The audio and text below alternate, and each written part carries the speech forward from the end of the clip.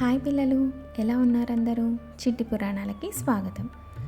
చాలా సంవత్సరాల క్రితం తక్షిల అనే ఊరిలో చాణక్య అనబడే బ్రాహ్మణుడు ఉండేవాడు. అతను మౌర్యుల సామ్రాజ్యాన్ని స్థాపించిన మహోన్నతుడు.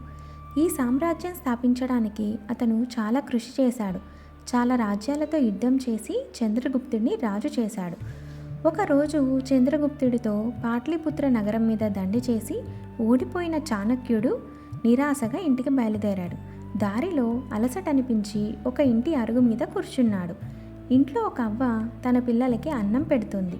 తింటున్న పిల్లల్లో ఒకడు హఠాత్తుగా కెవ్వుమని కేక పెట్టాడు. హడలిపోయిన అవ్వ, ఏమైంది బాబు అంటే, ఆ బాలుడు, అన్నం వేడిగా ఉంది, చెయ్యి కాలిందమ్మా అన్నాడు. అదే మరి, నువ్వు చాణక్యుడిలాగే ఉన్నావు అంది అవ్వ.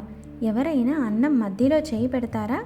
పక్కల నుంచి చిన్నగా తింటూ రావాలి కానీ అంటుంది. ఇదంతా అరుగు మించి వింటున్న చాణక్యుడికి జ్ఞానోదయమైంది. తను చేసిన తప్పు తెలుసుకున్నాడు. బలవంతులైన నందులతో యుద్ధం చేసేటప్పుడు వాళ్లకు బాగా పట్టు ఉన్న పాట్లిపుత్ర మీద దండి చేస్తే కలిగేది నిరాశే అని అర్థం చేసుకున్నాడు. ఆ తరువాత చంద్రగుప్తుడితో కలిసి చుట్టుపక్కలున్న చిన్న చిన్న రాజ్యాలను ఆక్రమిస్తూ నెమ్మదిగా పాట్లిపుత్ర మీద యుద్ధం ప్రకటించి విజయాన్ని సాధించాడు. ఈ సంఘటన భారతదేశ చరిత్రనే మార్చేసింది. చూశారు కదా పిల్లలు? ఇలాంటి మరిన్ని కథల కోసం చిట్టి పురాణాల ఛానల్ని సబ్స్క్రైబ్ చేసుకోండి. అలానే అందరికి కూడా షేర్ చేయండి. Thank you.